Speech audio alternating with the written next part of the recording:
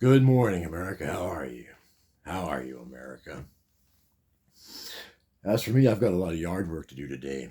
I got a lot of yard work to do, and I gotta fix the mailbox. But we'll worry about that later. We'll worry about that later, because right now I wanna tell you all the story about the best job I ever had. I want to tell you a story about the best job I ever had. It was the turn of the century. It was 25 years ago. It was the year 2000. 2000 Y2K, we called it Y2K. So it was 2000, and I was 31 years old, I think, approximately 31 years old. And by this time, my father, he actually finally demanded that I start paying rent. Therefore, I had to get a job. Uh, Make a long story short, I went to the Goodwill store, to the local Salvation Army, and I bought me a used secondhand pair of slacks, some black slacks. Bought a white shirt, button-up shirt there, and I got myself a haircut. Uh, I borrowed my brother's shoes. My brother was in the Navy. He was discharged from the Navy anyway. I borrowed my brother's military dress shoes, and I polished those dress shoes, and I was looking pretty sharp. So I went to this job interview. Well, I'm getting ahead of myself. Before I went to the job interview, I went to see my sister. She lived in Albuquerque, and my dad and myself lived out in the country, about 25 miles away from my sister's house. Just real quick, my sister, she's a proud woman, and back in the day, she was the first one of us to actually buy a house. She was a first time homeowner, and that was a big milestone for us, coming from humble beginnings, like such as we did, me and my sister and my brother. So anyway, getting back to the point, I'm looking pretty sharp. I had a crisp crease in my trousers, and I had my shoes shined, and I was looking pretty sharp. I had a fresh haircut.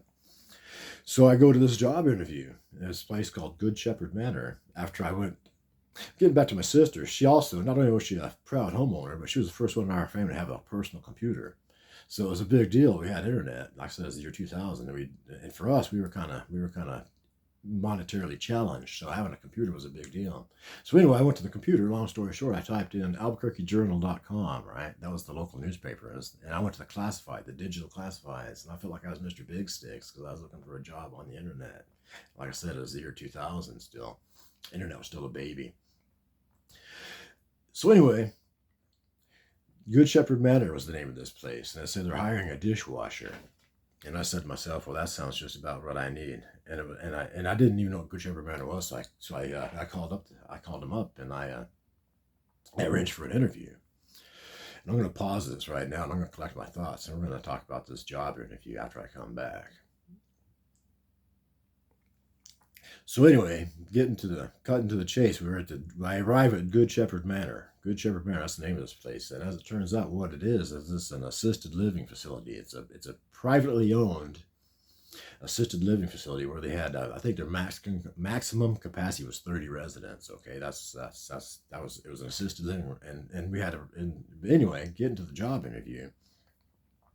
I was driving this 1972 Delta 88 Oldsmobile. It was a two-door hardtop. I was really proud of that car. So I wheeled it into this. I wheeled my Oldsmobile into the gravel parking lot of Good Shepherd Manor. Like I said, it was an assisted living facility. So my first impression of the place is, well, it's kind of, judging from the gravel parking lot, it's not that hoity-toity, as we would say. It's not that high class. Anyway, the point is, it was kind of a low rent assisted living facility. Okay. So I go into the medical office there.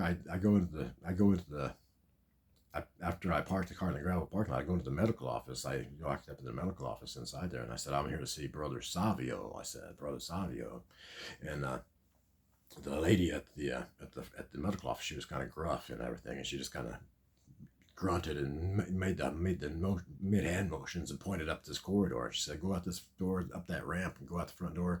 And then the administrator's office is across the foyer, across the vestibule there, across the other parking lot.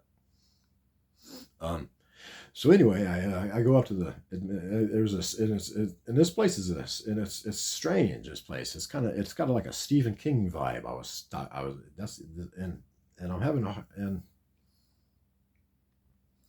And this video is starting to turn into a ramble fest, so I'm going to call it quits right here. We're going to continue this after I collect my thoughts better. But anyway, what we're going to pick up next time is me meeting Brother Savio. Brother Savio of the Brothers of the Good Shepherd. It turns out the Good Shepherd Manor was affiliated with Catholicism. And I have no idea about Catholicism. Back then, I had no idea what Catholics or Catholicism. I had no idea about Catholicism at all. Fast forward 26 years, I still don't have much idea what Catholicism is all about. Point is, in the next video, I'm going to touch on the Brothers of the Good Shepherd and the Good Shepherd Manor. Basically, what this place was is like an affiliation of the local mission, and it had like a steep history as old as Albuquerque itself.